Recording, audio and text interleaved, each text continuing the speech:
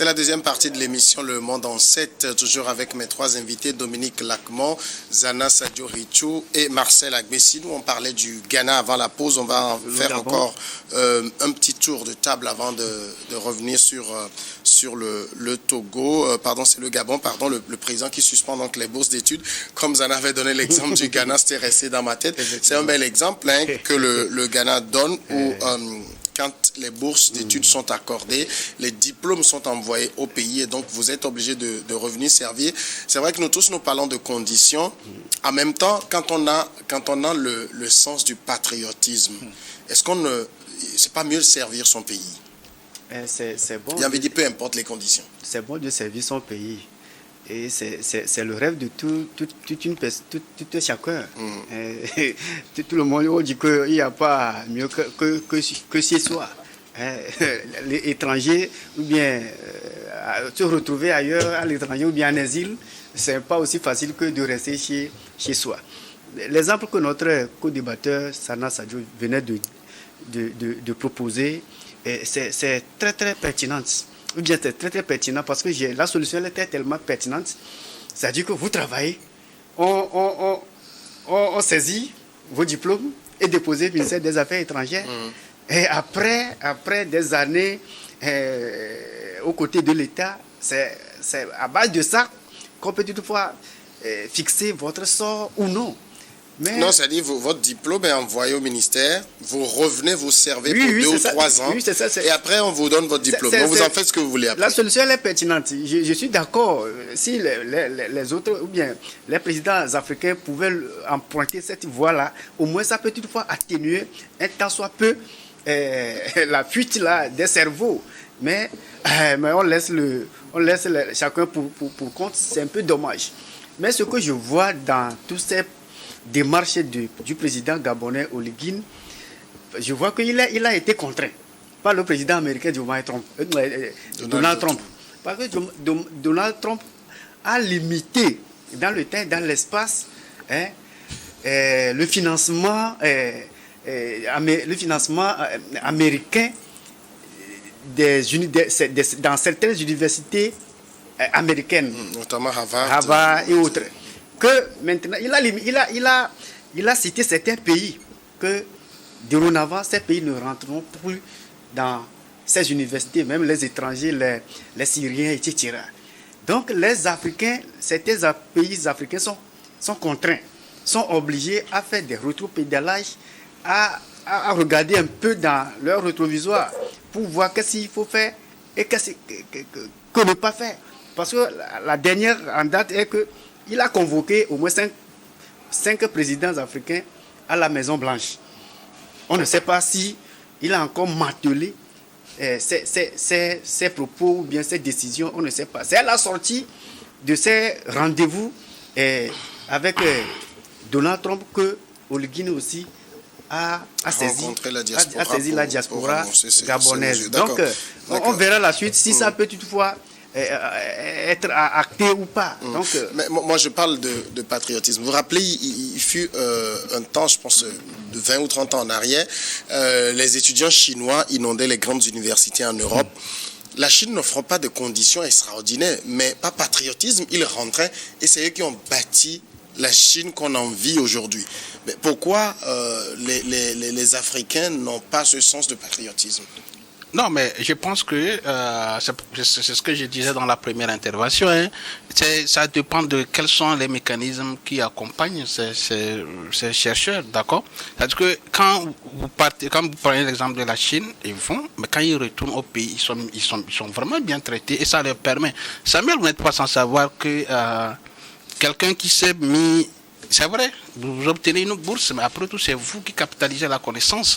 Et la manière de capitaliser des connaissances, ce n'est pas aussi facile quand vous donnez à fond d'acquérir certaines connaissances et que dès retour dans votre pays, s'il n'y a rien qui est mis mon ami d'à côté a dit quelque chose de très intéressant. Mais ça rend plus l'intellectuel qui est tout c'est-à-dire que vous vous trouvez, c'est-à-dire que vous voyez à mesure de faire quelque chose pour l'avancement de votre pays et que tellement que soit vous n'avez pas l'occasion ou vous n'avez pas les moyens ou il n'y a pas un mécanisme pour permettre de vous mettre toutes vos compétences là en valeur, je pense que ça fait plus mal. Hein. Il n'y a pas plus mal que ça. C'est pourquoi j'ai dit qu'il faut des mécanismes aujourd'hui pour qui accompagnent ceux qui font la recherche, ceux qui apprennent. Il ne faut pas aujourd'hui conforme, même on peut rien, je ne sais pas, nous sommes dans un monde où avec la mondialisation, les connaissances on peut ne pas aussi aller ailleurs pour l'apprendre, mais ceux qui l'apprennent même de manière locale, et quand tu vas, tu regardes ceux qui sont au niveau local, comment ils sont traités. Est-ce qu'après sortie des universités, est-ce qu'il y a un mécanisme qui accompagne ces chercheurs, ces étudiants qui sont ternis des temps, il y a des thèses, il y a des mémoires. Quel est l'objectif de ces thèses? Quel est l'objectif de ces mémoires? Est-ce que les États les exploitent dans leurs projets de développement? Il y a beaucoup de choses. Vous avez pris tout le temps à consacrer, à élaborer des thèses ou des mémoires. Peut-être que les États, ailleurs là, ces thèses, ces mémoires, mais quand vous publiez, les gens les utilisent pour développer, tirer des connaissances, élaborer des plans de développement de leur pays. Est-ce que nos États le font, nos États africains le font? C'est ça la question. Et que vous trouvez que vous serez un peu mépris dans votre pays. Moi, je suis un patriote, mais un patriote bien pour servir ton pays. Mais il faut payer les factures. Mais il faut que l'occasion soit donnée pour exprimer ce patriotisme. Mais si l'occasion n'est pas donnée, malgré le patriotisme, vous êtes là, mais les gens, il faut faire le diagnostic dans les États, là, dont le Gabon dont tu parles. Moi, j'ai des collègues là-bas, docteurs, mais qu'est-ce qu'ils en font? C'est rien du tout. Est-ce qu'ils sont utilisés comme ils ont appris comme on les a appris dans les universités? Non. Mais vous rentrez à la fonction publique, vous êtes aligné sur une grille. C'est comme si vous allez là pour vous chercher, vous n'avez pas autre chose à faire. Bon, aujourd'hui, si tu as une occasion, tu vas rentrer. C'est pas affaire de patriotisme, il faut servir le pays, mais il faut aussi qu'on t'accompagne. C'est aussi ce côté patriotique aussi. Les gens qui gouvernent, nos gouvernants doivent prendre des mesures incitatives pour que mettre les chercheurs, ceux qui ont les diplômés, chacun a quelque chose à donner. Aujourd'hui, on va chuter dans les élections. Les plans de développement communaux de tout ce que nous avons mis comme décentralisation n'ont pas été mis en place. Mais il y a la main-d'œuvre. Lacmo parlait de thèses, il m'a fait rire. Je me rappelle dans une entreprise de la place. Je suis allé voir le directeur de l'audit, je lui ai parlé de mon sujet de recherche. En dernière année, je disais, j'aimerais qu'on applique ça. La manière de m'a parlé, m'a bien éclaté de rire. Il a dit, toi, ton truc théorique, là, où est-ce que tu as appliqué ça dans... Tu veux commencer par appliquer. Vous n'avez même pas de laboratoire. Il ne m'a pas laissé le temps là d'analyser la chose. Et le deuxième paramètre qui décourage surtout les gens, c'est ce que sont devenus vos prédécesseurs. Il y a des gens qui ont été boursiers avant vous, ils sont rentrés, quel a été leur parcours. Et donc tout ça, ça décourage. Je me rappelle, quand je quittais, j'avais un ami qui était un officier de la gendarmerie. Il m'a appelé, il m'a parlé de son histoire. Il m'a dit qu'il est allé étudier dans tel pays, et qu'il a eu le diplôme de quoi, il devrait être à la marine, quoi, quelque chose comme ça. Il m'a parlé de ses notes. Il dit, mais ce dans quoi il est aujourd'hui, ça n'a rien à voir avec ce en quoi il est parti étudier et dont le pays ne valorise pas. Donc il m'a encouragé de ne jamais revenir. Je suis rentré, lui et moi on était en contact, ça fait 3 jours. Donc c'est pour dire qu'il y a beaucoup de pesanteurs. Certes, il y a le côté patriotisme. C'est vrai, c'est l'État qui a financé vos études. Mais en retour, vous avez aussi des obligations. Vous devez vous sentir épanoui. Vous devrez... il y a beaucoup de choses. Il y a beaucoup de choses à dire dans cette affaire de patriotisme. Oui, on est patriote, certes. Mais est-ce qu'on est prêt à se laisser dévaloriser tout en restant patriote? Voilà, il y a aussi le regard de vos familles, de votre famille. Et quand vous apprenez que tel autre qui est resté, il est devenu tel ci, voilà, il fait ci, il fait ci. Il y a parfois ce regret qui peut intervenir à tout moment. Donc, je pense que c'est des sujets vraiment qu'on peut approfondir. C'est vrai, l'exemple chinois est, est séduisant. C'est un exemple très éloquent. Mais comment se passent nos réalités? Est-ce que eux aussi, lorsqu'ils étaient de retour, pour contribuer au développement du pays? Est-ce qu'ils se sont sentis valorisés? Comment s'est fait ce retour-là? Est-ce qu'ils ont été bien accueillis, bien intégrés professionnellement? Est-ce que ceux qu'on envoie à l'extérieur pour étudier, il y a un plan de suivi de leur carrière? Est-ce qu'on essaie de voir comment ils peuvent effectivement contribuer au développement du pays? Donc, ce sont ces paramètres-là qu'on doit prendre en compte. Et donc, quoi qu'on le dise, que ce soit à l'extérieur, que ce soit au Ghana, dans les pays africains, si l'intéressé ne se voit pas valorisé, ne se voit pas accompagné, mais il va prendre sa route et se chercher ailleurs où il fait frais. Et il y a aussi une réalité que Dominique Lacmon a touché du doigt à Marcel Agbessinou, c'est aussi quand, par exemple, le président gabonais prônait une sorte de coopération sud-sud, venir étudier dans les pays alentours, mais Dominique Lacmon parlait des conditions. Lorsque, par exemple, je fais de la biochimie, est-ce que j'ai les laboratoires pour les recherches? Lorsque je fais de la médecine et que le cœur, on le dessine au tableau, alors que je n'ai pas le temps de toucher un vrai cœur, alors que je veux devenir cardiologue et tout, il y a aussi tout cela qui décourage à la fin. Mais vous savez, la coopération sud-sud, c'est trompe-œil, c'est un mort-né. Quel pays africain aujourd'hui qui ne dépend pas de l'Occident? Citez-le-moi. Bon, dans le Maghreb, ils font un peu d'effort. Maghreb, il y a un peu d'effort. Vous avez dit un peu d'effort. Donc, ils ne sont pas encore autonomes. Ce n'est pas un pari gagné pour eux aussi. Donc, presque... Non, quand même. Presque tous Sénégal, les la pharmacie, c'est une référence. Hein. Presque tous les pays africains, ils tournent toujours leur regard vers l'Occident, la peau blanche. Et même le financement venait de là. Donc, coopération sud-sud, c'est une bonne initiative, c'est bien réfléchi, mais dans les faits et dans les actes, c'est déjà un sujet mort-né. On ne peut pas collaborer avec peut-être le Bénin, coopération sud-sud, avec le Bénin aujourd'hui. Dans quoi? Dans la médecine ou bien comment? Vous allez, si vous allez signer des conventions pour une formation, pour former des médecins, des élèves médecins, je ne suis pas sûr. Ou bien vous allez signer des conventions, des traités avec le Togo, qui est à la traîne au niveau de la médecine avec les élèves médecins. Non. Là où on peut toutefois signer ces accords et avoir des moyens aussi, des outils adéquats, c'est toujours chez les Européens. C'est toujours chez les Européens. Un docteur qui a préparé son doctorat en Europe, et quelqu'un qui a préparé son doctorat au Bénin, au marché de l'emploi, c'est celui qui venait de l'Occident qu'on recrute d'abord. On ne recrute pas celui qui a fait ses parcours, même 100 ans au Bénin. Non, mais, sauf que celui qui a étudié ici maîtrise la prise en charge des pathologies. Oui, je vous dis.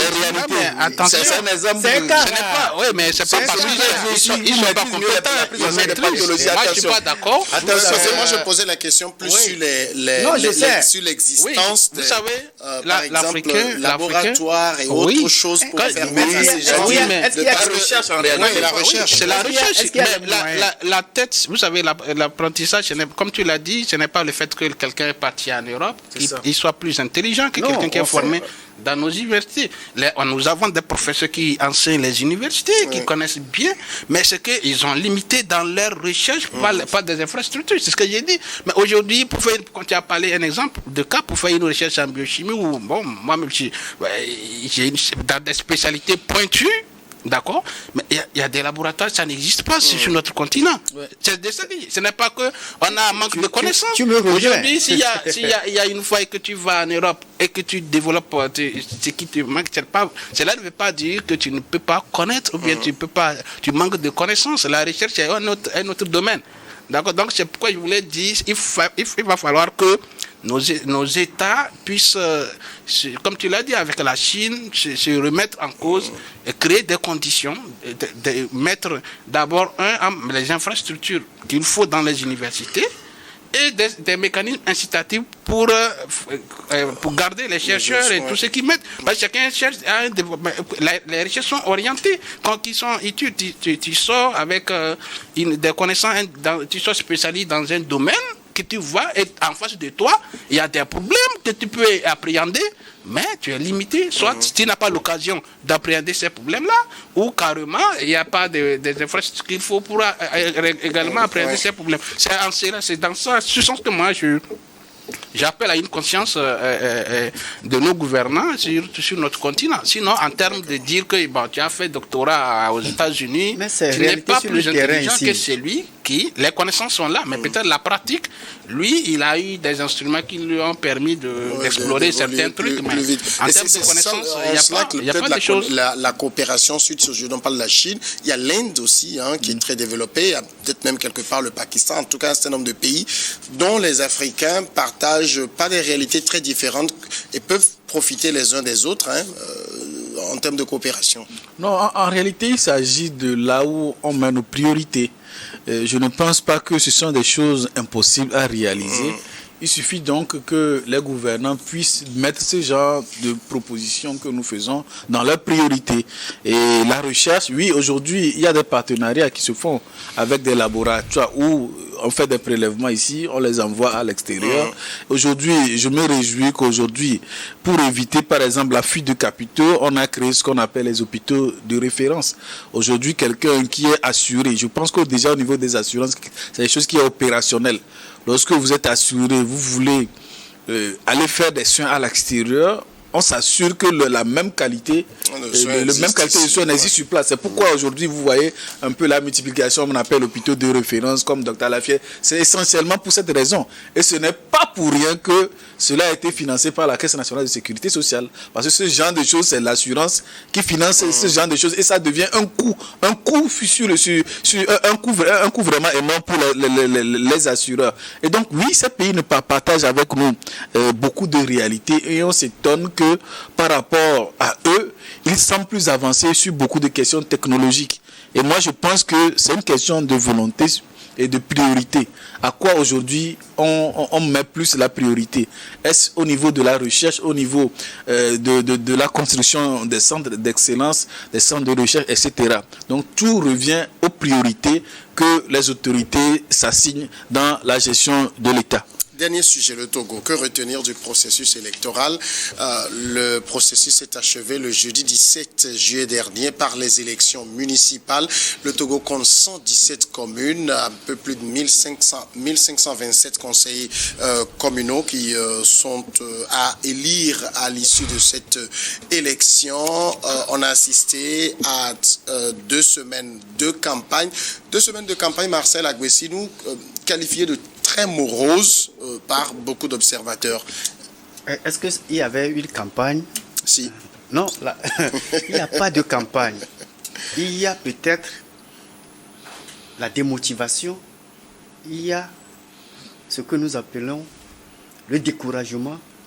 Les Togolais ne se retrouvent plus dans ce qu'on appelle une quelconque élection à la veille de certaines... C'est un Togolais, je vois qu'il a voté, je vois son doigt. De certaines répressions. Nous avons voté. Vous voyez, la campagne a démarré sous tension. À la suite de mots d'ordre lancés par les influenceurs sur les réseaux sociaux. C'est vrai que c'était l'ont qualifié que ces influenceurs sont des badauds qui ne maîtrisent rien. Voilà, aujourd'hui, nous sommes devant les faits accomplis. Le 6, le 26, 27, 28, vous constaterez avec moi que pratiquement le pays est à genoux. Aucune institution étatique. Le pays à genoux, c'est peut-être un peu... Oui, aucune n'avait continué. Aucune institution étatique continue de développer. Institution étatique dans le centre-ville n'a pas fonctionné. C'est faux, lequel? Comme d'habitude. Quelle institution? Je suis togolais comme vous. Donnez des exemples précis, parce que c'est gratuit ça. Non, laissez-le aller au bout de sa réflexion. Vous voyez, même dans le grand marché, il y a des affluences le jour-là, le 26 là. Moi j'étais là, j'ai sillonné Lomé, il n'y a rien. Il n'y a personne.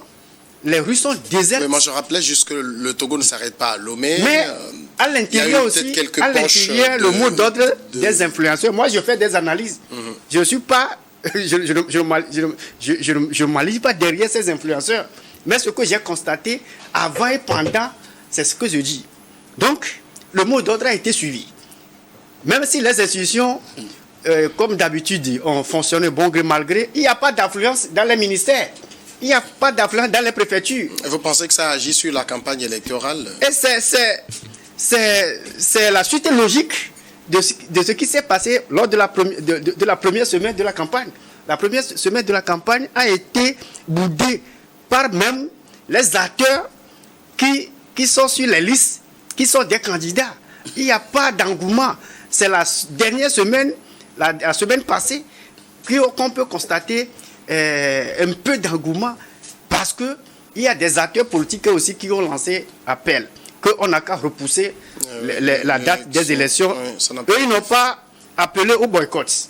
Ils ont parlé de report. Ils ont parlé de report. Parce qu'on a retrouvé 7 corps dans la lagune suite à la répression militaire. Nous, on était là, on a suivi on était là comme journalistes et observateurs. On a vu ce qui s'était passé. C'est devant nous, on a abattu, on a assommé des gens. Mais je ne voulais pas exposer tout ici. Mais ce qui s'était passé, moi je dis que le Togo est en train de traîner une malédiction électorale. D'accord. Zana Sadio, on va tourner rapidement. Zana Sadio, sur la morosité de la campagne, est-ce que vous l'avez observé aussi? Non, je n'ai rien vu de morose. Le 26 jusqu'au soir, moi j'étais au centre-ville. Le 27, j'ai fait un aller-retour le même jour à Cotonou. Les gens ont vaqué à leurs occupations à Siga, mais ce qui s'est passé, c'est que certains commerçants, surtout étrangers, par crainte qu'on saccage leurs boutiques, l'ont fermé. Ce qui se passe, le pays n'était pas bloqué, comme il le dit. Ce que c'est que les gens brûlent des pneus par endroit. Et on s'amuse à photographier et on met sur les réseaux sociaux. Et certains médias aussi jouent à ce jeu-là pour dire que le pays brûle, le pays a feu à sang. Les institutions de la République ont bel et bien fonctionné. Moi, je le dis, j'ai fait un aller-retour à Cotonou le 27. Nous sommes tous des Togolais. Quel est le quartier, à part les échauffourées qu'il y a eu à Dakpame et puis, je pense, à Blogame, il y a eu des échauffourées là-bas. Où est-ce que la circulation, les activités ont été bloquées? À part les pneus qu'on brûle, on érige des barricades et quand les forces de l'ordre viennent, ils fuient. Est-ce que quelqu'un, dans toutes les images qui ont tourné, je le demande, qui a vu 50 personnes rassemblées en train de manifester, 100 personnes, 200 personnes, nous sommes 2 millions à Lomé, il paraît-il. Les partis comme UNIR, ils ont battu campagne. Les gens, ils ont appelé le 16, le 17 à ce que l'assaut final soit donné. Moi, j'ai sillonné pas moins de 20 quartiers. Les vidéos, je les ai faites. C'est sur ma page TikTok pour montrer qu'il y avait de l'affluence. Je suis allé au cœur d'Assigame. Je suis allé à Agoué, à Sieyé. D'autres personnes, j'ai vu sur leur page, ils ont filmé, comment on l'appelle, Hidjranawe, le marché de Hidjranawe. J'ai filmé aussi le marché d'Adidjo Gomassié. Où est-ce qu'il n'a pas eu d'activité? On déplore les morts. Mais dire que le pays, des institutions surtout étatiques n'ont pas fonctionné, mais où étaient les employés? Donc pour vous pensez pour moi d'ailleurs, il n'y a pas eu de perturbation sur la campagne. Il n'y a pas eu de perturbation, à part des endroits où des gens ont brûlé des pneus et il a fallu l'intervention des forces de l'ordre pour dégager ces pneus brûlés. C'est tout. Moi je le dis toujours. Quand on nous montre 50 personnes rassemblées en train de manifester, ça n'existe nulle part. Vous ne le verrez pas. Ce que vous verrez, c'est des pneus brûlés. Quand les flammes montent, on photographie. Et malheureusement, certains médias jouent à ça. Moi, je le dis, où sont les photos des manifestants? Vous n'en trouverez nulle part. Dominique Lacmon, pour vous, est-ce qu'on a eu quand même une campagne tout à fait normale? Oui, avant de répondre à votre question, je pense qu'il faut aussi saluer certaines initiatives que tous les acteurs ont entrepris, notamment les forces de sécurité et de défense, surtout avec l'affirmation de Marcel, c'est tellement facile et gratuit de dire, de parler de la répression militaire. Vous savez, dans ces cas de mesures, je pense qu'il faut vraiment saluer le professionnalisme de ces forces qui ont sécurisé ces élections pendant, c'est-à-dire avant, pendant et après. Nous sommes dans l'après, vous savez, avec le calme et sérénité dans lequel ces élections ont été déroulées, avec un encadrement professionnel du côté des forces de sécurité et de défense. Et Sana Sadio en a en train de dire comment certaines, je ne sais pas comment on peut les qualifier, mettaient des choses, mais avec professionnalisme, ils étaient tout en œuvre de devoir dégager, baliser, ranger les voies. Les images parlent d'eux-mêmes. Moi, je n'ai pas vu cette répression dont déclare Marcel, et je pense que c'est à mettre à l'actif de ces forces, surtout dirigées par un ministre qui fait beaucoup d'efforts à la tête de ce ministère. Je pouvais parler du ministère de la Sécurité, le colonel ambassadeur Kalis Madjouba, qui a une vision, qui les met avec calme et sérénité et qui donne à ses forces et qu'ils appliquent, qui mettent tout le quotidiennement pour protéger la sécurité de tous les citoyens. Je pense que chapeau à cette force-là. Aujourd'hui, s'il faut vraiment parler d'élections, nous avons vu tous les acteurs qui ont été mis en jeu. Moi, j'ai sillonné un peu tous les territoires et je pense que l'erreur que certaines de nos compatriotes font, comme à l'image de Marcel, c'est de considérer un petit quartier à l'image du Togo. Vous savez, le Togo, c'est de Lomé à Saint-Cassé. C'est pour parler des événements qui ont maillé tout un pays. Il faut au moins citer plusieurs régions. D'accord. Je pense que Marcel ne pouvait pas dire, et c'est surtout, il n'est pas le seul, hein, il y a certains, moi en tant que leader panafricain, je voulais attirer l'attention de certains acteurs politiques qui font les mêmes erreurs, croyant que quand nous sommes à Lomé et que dans mon quartier, j'ai 5 jeunes qui me soutiennent et qui font de moi une personnalité, c'est que c'est tous les Togos qui me soutiennent, alors que la valeur d'un acteur politique, ça se mesure dans ses enjeux électoraux. Donc, je pense qu'il y a des gens qui ont compris cela et ils ont mouillé le maillot. D'accord. Il y a eu dès les premiers jours de campagne, moi j'étais au nord. D'accord. J'ai sillonné plusieurs préfectures. La campagne a été très belle. Dans des coins reculés, les partis qui se sont engagés ont pris avec sérénité cette campagne électorale. Je peux même témoigner. Même si je prends la préfecture que j'ai plus fait du temps, je parle de l'Akiran. Il n'y en avait que la liste UNIR dans l'Akiran. Mais ça n'a pas empêché le coordonnateur préfectoral UNIR avec toute son équipe de faire la campagne comme s'il y avait un adversaire devant. Ils avaient une intention de véhiculer le message de leur leader, le président du conseil, et à toute la population. Dans les coins reculés, ils ont sillonné, ils ont mouillé le maillot. Et il n'y avait même pas d'adversaire. Si vous prenez les listes, dans l'Akiran, c'est uni. Mais si c'était que c'était pas une élection sérieuse, ils auraient pu dire, mais même les conseillers le jour, s'ils sortent pour aller voter, c'est qu'ils seront la liste serait élue, mais ils ont mouillé le maillot, ils ont pris ça tu vois que la sérénité avec laquelle ils ont fait cette campagne, c'était que la campagne elle était déterminante. J'ai sillonné plusieurs préfectures, c'est le même cas et je pense qu'aujourd'hui cette élection est passée dans le calme, la sérénité, la transparence. C'est une avancée à saluer au niveau de notre pays. Marcel Aguesino. Vous savez, si je dis une répression militaire, c'est peut-être vous allez m'excuser, c'est-à-dire une répression policière. Mais ça englobe aussi répression parce que nous avons vu sur le terrain et les militaires, et les policiers, et les gendarmes. Et aussi même, il y a des milices. Oui, mais alors, moi je veux, s'il vous plaît, moi je veux qu'on dépasse... C'est quoi? Moi je veux... C'est quoi milice? Si vous permettez, moi je veux qu'on dépasse... La personne t'a déguisé comme milice. Vous savez que le fait de l'auto rester en civil aussi. Je voudrais qu'on dépasse un peu cela, si vous permettez. Des choses choquantes. Je voudrais qu'on dépasse un peu cela, qu'on revienne à la campagne électorale. Permettez. Non, je suis pas d'accord avec cette terminologie. On ne peut pas parler de milice. Vous avez vu Marcel Aguesino et Sana Sadio, on va quitter parce que là, nous sommes en train d'analyser le processus électoral. Alors, revenons au processus électoral. Et ma question, quelles ont été vos observations de ces 2 semaines de campagne qu'on a eues sur les endroits où vous avez sillonné? C'est ce que je venais de dire, que durant les 2 semaines, il n'y a pas d'engouement. Comme avant, il y a l'engouement par-ci, par-là. Vous allez voir, même les bureaux, le jour de vote, là, il n'y a pas tellement de queues, les gens ne sont pas dans les queues, les centres de vote Vous êtes dans quelle partie du pays, là?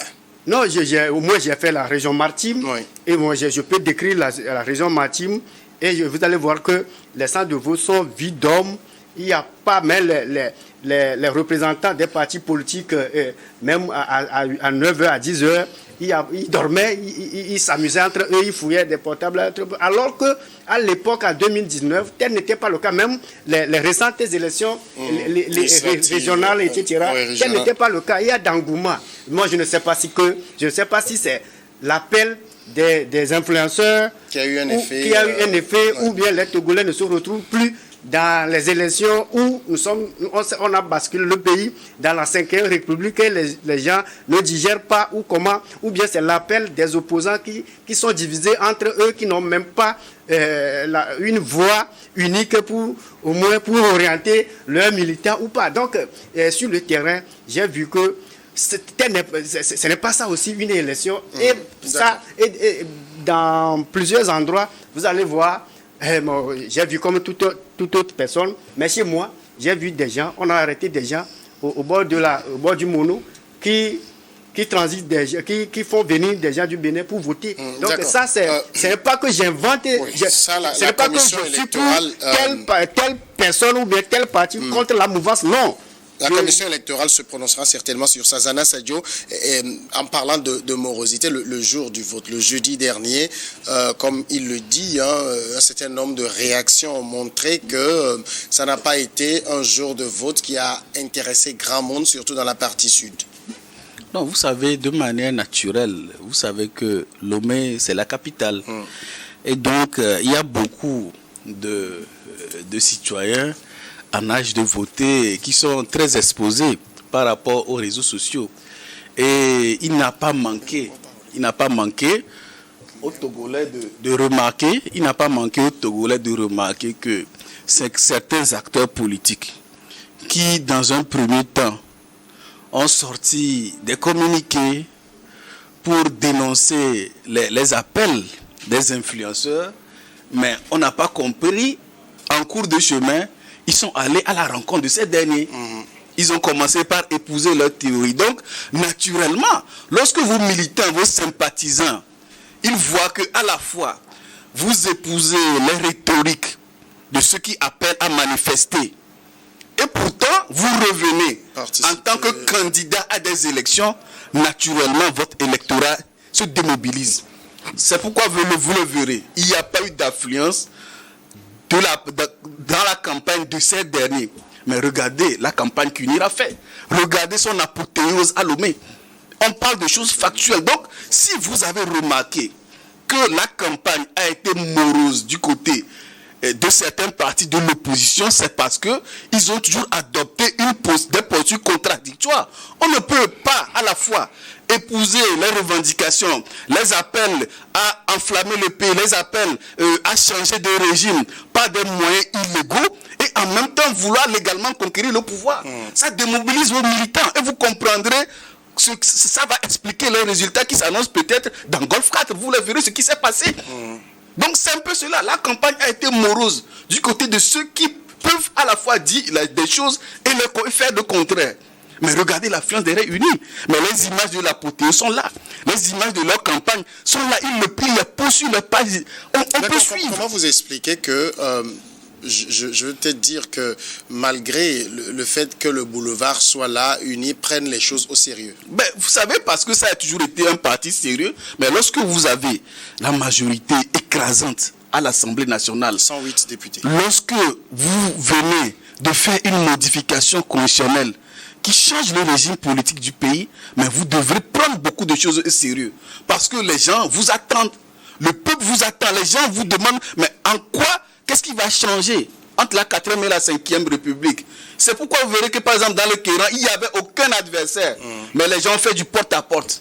Les gens se sont investis pour battre campagne, pendant que d'autres étaient dans des postures de récupération politicienne des choses illégales. Ça les rattrape aujourd'hui. Ça veut dire, est-ce qu'on a au-delà, quand on regarde une sorte de, j'ai envie de dire, un Togo à deux visages, où quelque part, on ne s'intéresse plus du tout à tout ce qui est processus électoral, en tout cas de la part de militants d'un certain nombre de partis politiques, mais où ailleurs, cet engouement existe toujours? Non, mais c'est ce que Sana a dit, hein, c'est l'incohérence de certains acteurs politiques qui démobilisent peut-être leurs militants. Et quand vous comptez, si vous comptez sur vos partisans, vos militants, pour ne pas les décevoir, vous devez être cohérent avec vous-même. Il a dit, il y a un certain nombre d'acteurs, vraiment, vous savez, je ne sais pas si, entre-temps, on a reçu le ministre de la fonction publique ici, je vais parler de Gilbert Paora, qui a dit une chose que je retiens, que j'ai remarqué, que est-ce qu'à l'approche des élections électorales, il n'y a pas, on dirait, il y a quelque chose qui vient quand même désorienter certaines personnes de ce qui est réel. Hein, et après, on se mélange les pédales. C'est peut-être ce que Marcel appelle la malédiction. Mais peut-être il peut parler de cette malédiction électorale à l'endroit de ces acteurs-là. Ouais. Vous voyez une classe politique qui est dans une incohérence totale. On suppose, est-ce qu'ils ont vraiment des gens qui les accompagnent? Ils ont une stratégie en fait qu'il faut mettre en place. Aujourd'hui, vous êtes là, à l'approche, à moins d'une semaine d'une élection, vous accompagnez. On a entendu parler certaines personnes qui accompagnent des gens sur les réseaux sociaux que vous ne maîtrisez même pas qu'est-ce que ces gens-là sont en train de dire. Mais 2 jours après, dans les listes des candidatures, on trouve les listes de ces partis politiques. Bon, dites-moi, ces jeunes... Un message incohérent. Oui, donc il y a un message incohérent qui désoriente, vraiment certains militants, donc notamment de ceux qui sont dans cette incohérence. Vous avez en face un parti qui est bien organisé, bien structuré, qui prend les choses au sérieux. Moi, j'attire l'attention que unir dans cette campagne pouvait dormir en fait parce que il n'y avait pas. C'est-à-dire que ceux qui étaient comme Marcel les qualifie de quoi là, ils sont mots là, de morts-nés et autres. D'accord, ils étaient tous stériles sur l'échiquier sur cette période. Il n'y avait pas, il y avait rien. Ils n'ont même pas battu de campagne. Et je pense qu'il n'y a pas d'engouement, c'est parce que c'est ceux qui sont, bon, on suppose, ceux qui sont allés voter sont seuls les militants de ce parti qui a mouillé le maillot, qui a expliqué le bien fondé de leur engagement politique dans la 5e République prônée par leur candidat, le nouveau président du Conseil. Je pense que c'est sûrement, peut-être, la CENI va toujours le confirmer. Je pense que ça serait très difficile que ceux qui sont restés dans cette incohérence de trouver une place dans cette élection. Mais pourtant, c'est comme ça. Et après, nous, en tant que jeunes, on a besoin d'une classe d'opposition qui nous rassure. Parce qu'en face, dans un pays, quand il n'y a pas d'opposition, vraiment, le pays n'avance pas. Mais une opposition qui doit incarner une jeunesse, on peut se ressembler. Je vais être opposant. Aujourd'hui, si on me dit à quel opposant je vais me ressembler, mais moi, je ne sais pas si vous, Samuel, vous pouvez vous répondre à cette question. Est-ce que vous retrouvez à un opposant togolais actuellement? Je peux dire non. Parce que je ne vois pas quelqu'un qui incarne une vision du développement de l'État. On est dans une euphorie c'est comme si on blague avec la destinée de l'État. Et ça, on a besoin qu'une opposition se réorganise et change de dogme et que la jeunesse puisse leur faire confiance. Puisque aujourd'hui, il n'y a pas cette classe qui rassure vraiment cette jeunesse qui veut, parce qu'on ne peut pas s'apprécier. On ne peut pas s'apprécier au même moment, danser, s'apprécier au même moment. C'est pour dire qu'il y a vraiment un boulevard pour un seul parti de gouverner le pays. Mais c'est la politique. Et ce parti doit s'organiser. Sinon, au regard de tout ce qu'on décrit là et que vous-même vous avez décrit, est-ce qu'il n'y a pas un risque à nouveau de raz-de-marée du pouvoir qui va peut-être être un raz-de-marée, j'ai envie de dire, logique, que les autres vont encore mettre sous le compte de fraude. Justement. Alors sur le terrain, il n'y avait pas de double mesure. Vous savez, peut-être que moi, je suis juste, je ne sais pas, en regardant de tout près ce qui se passe avant et après les élections, vous verrez, si vous êtes né correctement, vous verrez que ce n'est pas, il n'y a pas la dichotomie entre ce que le pouvoir. Il dit qu'on est né correctement. Il n'y a pas la dichotomie entre ce que le pouvoir est en train de faire et ce qu'on reproche à certains opposants incohérents. je reconnais qu'il y a certains opposants là. Et naturellement, ils sont incohérents. Ils refusent d'aller. Ils ne sont pas bien nés. Ils refusent d'aller. Et après, il faut de retour de l'âge. Et ils vont, je vais positionner. Et tout ça crée de la confusion dans la pensée. Mais c'est le cas de Marcel. Marcel, si vous regardez la main de Marcel, Marcel n'a pas voté. Laissez-moi avancer. Il n'a pas voté. Il a le même. Vous savez, quel est votre droit? Vous n'avez pas voté. C'est un droit comme les. Regarde, oui, on constate, on ne t'accuse pas pour ça. Ça explique les débats à venir. Ça explique les débats à venir. Écoutez. Il faut exprimer ton opinion dans les yeux.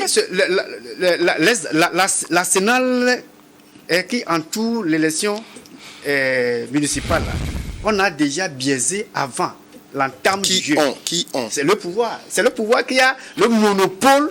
Le pouvoir a le monopole. En quoi le pouvoir a biaisé? Vous êtes des invités comme moi. Vous ne représentez pas l'État ici. Mais on veut comprendre votre pensée. Sauf que vous êtes porte-parole du gouvernement. On veut comprendre votre pensée. En quoi le pouvoir a biaisé? Non, c'est très important pour les auditeurs de comprendre votre pensée. Les auditeurs, c'est l'animateur qui devait me recadrer. Non, on ne vous regarde pas, on veut comprendre en quoi le pouvoir a biaisé le processus. Merci beaucoup pour que je suis en face de deux animateurs. Vous savez, le renouvellement de la CENI, allez le lire, le code électoral. On a demandé aux acteurs, les acteurs politiques, de faire acte de candidature pour le renouvellement de la CENI qui est illégal. On devait reconstituer la CENI pour donner confiance, plus de confiance aux électeurs, aux candidats. Mais tel n'était pas le cas. On a fait sourde à l'oreille et on était parti voter. La CENI est en place bientôt 3 à 5 ans. Est-ce que vous pensez que ça rime avec ce que le pouvoir est en train de faire? Non. Le pouvoir, il veut l'apaisement. Il veut la transparence. Il veut une élection juste et équitable. Mais voilà qu'il y a une CENI que les gens ont vomi, ont décrié. Normalement, j'étais à la place de la mouvance présidentielle. Je dois mettre tout OK pour que celui qui a la capacité exerce. Et si tu gagnes, on dira que bon, effectivement, ce n'est pas le pouvoir. Voilà qu'on trouvera encore des arguments pour charger le régime en place. Que bon, c'est parce qu'il voulait faire la fraude, il a refusé tel ou tel, alors que peut-être tu n'as pas des militants. Les gens t'ont décrit. Peut-être il y a certains opposants à Lomé, au Togo ici. On sait que même les élections peuvent être organisées de manière transparente. Ils n'auront rien. On le sait. Mais à chaque fois que le pouvoir fait souder oreille, là, c'est là où le bas blesse, quoi. Ouais. Alors, est-ce que, au regard de toutes ces observations, on attend les résultats de la part de la Commission électorale nationale indépendante, qui normalement ne devrait pas prendre beaucoup de temps, mais on ne sait pas. Est-ce que vous craignez un nouveau raz-de-marée? Mais moi, je ne crains pas.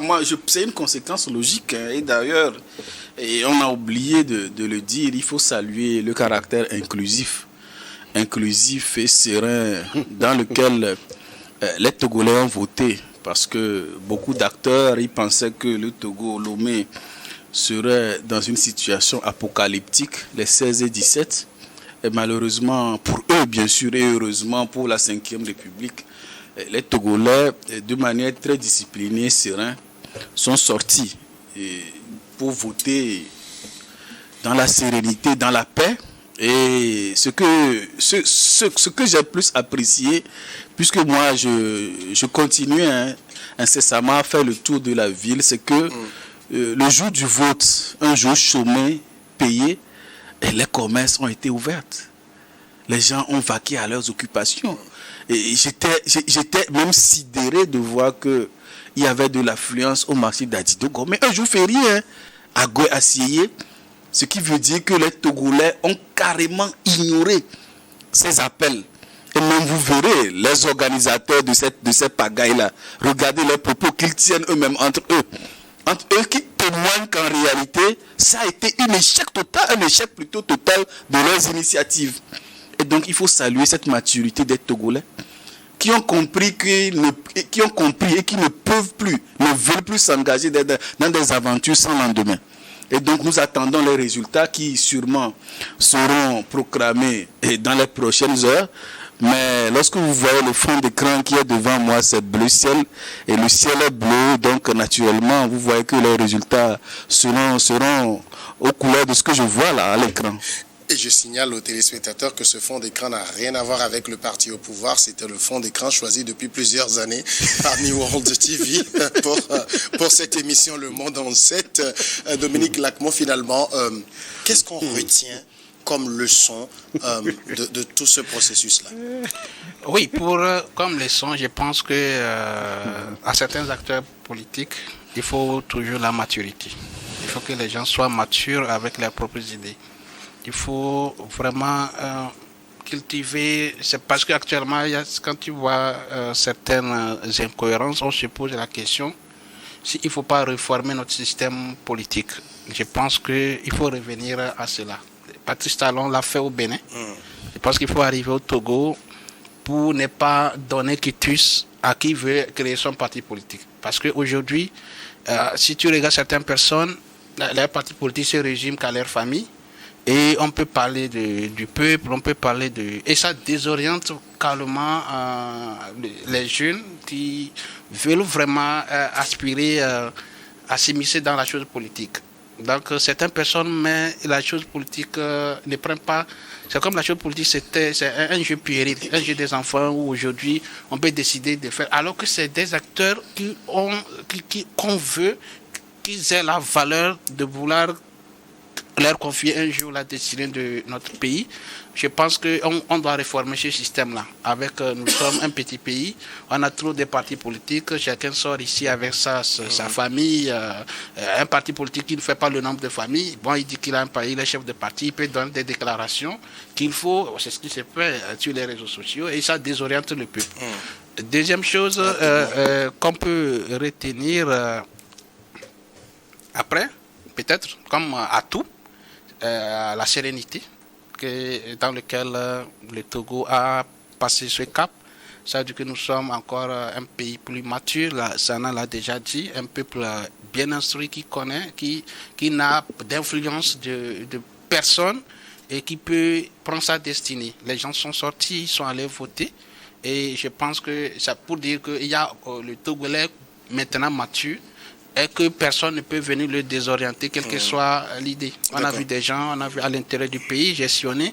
Tous les jeunes et la population étaient vraiment conscients de l'enjeu électoral, surtout que les conseillers, je l'ai dit entre-temps ici, les conseillers municipaux, ils ont une valeur très régalienne dans la Ve République. C'est eux qui viendront choisir les sénateurs. C'est de ces sénateurs vont découler le vote pour choisir le président de la République et approuver également le président du Conseil si un parti politique revenait à acquérir la majorité. Donc, c'est un enjeu électoral de taille qu'on a retenu et que ça a été passé dans la sérénité. Je pense que tous les acteurs sont rassurés. Lacmon qu'en réalité, la réforme constitutionnelle qui a instauré la Ve République fait déjà état de cette réforme des partis politiques. Puisque aujourd'hui, comment le président du Conseil est élu? C'est à la majorité des députés. Comment les députés sont élus? Ce sont les circonscriptions électorales, les préfectures notamment, qui élisent les députés. Donc, forcément, celui qui veut conquérir le poste, le parti qui veut conquérir le poste de président du Conseil, doit forcément chercher à avoir la majorité des sièges de députés, donc à conquérir l'électorat dans la majorité des préfectures. Donc, cela nous épargne de cette réforme des partis politiques-là. Donc, soit ils sont condamnés à mourir, soit ils vont se regrouper pour créer cette synergie-là. Donc je pense qu'on n'a plus besoin forcément de ça. La situation va imposer cela à eux. Oui, mais ce qu'il fallait en fait, c'est le fait que quelqu'un qui crée un parti avec 3 personnes sort aujourd'hui, il fait des déclarations. C'est pour ça il faut recadrer le secteur. Non, ce que je retiens, je remercie Sana Sadio et Dominique, parce que tout à l'heure, Sana venait de faire marche arrière en disant que le parti qui a la majorité, c'est lui qui est président du conseil, etc. Mais peut-être il me donnera raison que bon, l'actuel PC, il n'était pas candidat, il a été coopté pour au moins asseoir le régime parlementaire. Il n'est pas député. Constitutionnel. Alors que juridiquement, ce que même quelle loi lui interdit? La loi lui permet d'être coopté. La Constitution de la Ve République permet cela. Le régime parlementaire prototype qui est le prototype. Non, ici on est dans la réalité, on n'est pas dans les prototypes. Non, c'est la réalité. La constitution togolaise, ce n'est pas un prototype. La constitution togolaise, c'est un prototype. Le temps contre nous. Donc, vous savez, je crois qu'on est en train de chasser le naturel qui va revenir plus tard au galop. Merci Marcel Agbessinou, merci Sana Sadio, c'est moi. Dominique Lacmo, merci. Merci à vous tous d'être restés avec nous. Le Monde en 7, c'est fini. Je vous retrouve le samedi prochain.